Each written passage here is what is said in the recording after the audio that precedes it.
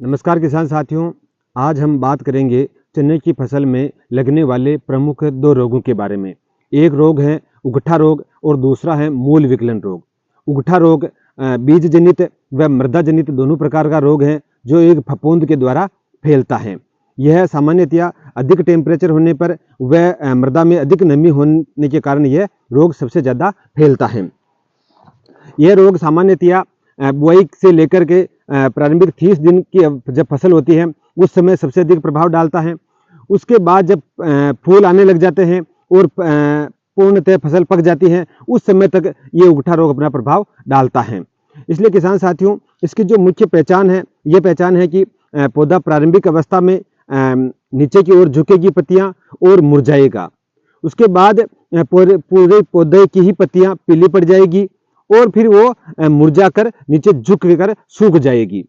ये इसकी मुख्य पहचान है। जब आप पौधे को उखाड़ करके देखोगे नीचे तो इसकी जो मुख्य जड़ है वो वह उसके तने को आप जब चीरोगे इसमें तो इसमें आपको काला भूरा कलर दिखाई देगा। इस जड़ के अंदर आपको जब चीर करके देखोगे इसमें तो काला भूरा कलर दिखाई देगा और यही इसके कारण क्या है कि पौधा पूर्ण रूप से सूखकर मुरझा जाता है। यह सामान्यतः पैचेज के रूप में आपको नजर आएगा कि 10, 15, 20 पौधे यहाँ होगा, 10, 15 पौधे दूसरी जगह होंगे, 10, 15 पौधे दूसरी जगह होंगे या काफी 1, 2 क्यारा इधर इस प्रकार मुरझा होता हुआ आपको नजर आएंगे पौधे, तो वह उगठा रोग ही है।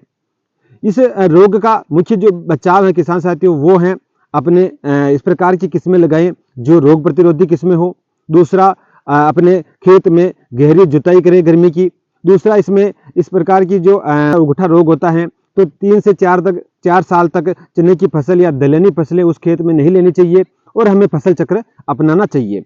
अगर आप फसल चने की बुआई कर रहे हैं तो हमें बीज उपचार करना चाहिए। दूसरा मुख्य रोग है किसान साथियों मूल विगलन रोग, जिसे हम जड़ गलन सड़न रोग भी कहते हैं।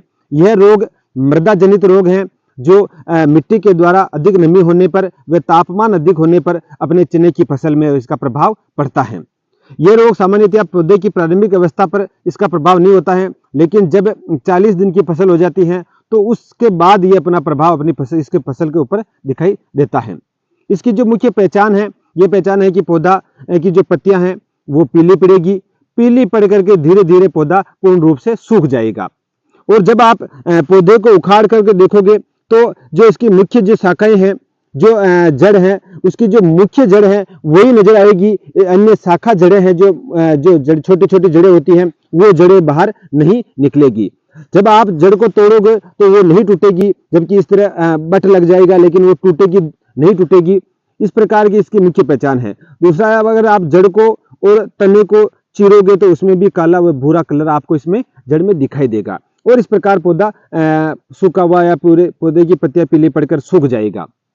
इसका भी किसान साथियों जो बचाव है वही है कि आपको बीज उपचार करना चाहिए, गर्मी की गहरी जुताई करनी चाहिए, रोग प्रतिरोधी किस्में लगानी चाहिए, फसल चक्र अपनाना चाहिए और कृषि विभाग के अधिकारियों के द्वारा दिशा निर्देशानुसार हमें बीज की बुआई से पहले बीज उपचार जो भी आपको बताया जाता है उसके अनुसार बीज उपचार करके ही हमें फसल की बुआई करनी चाहिए।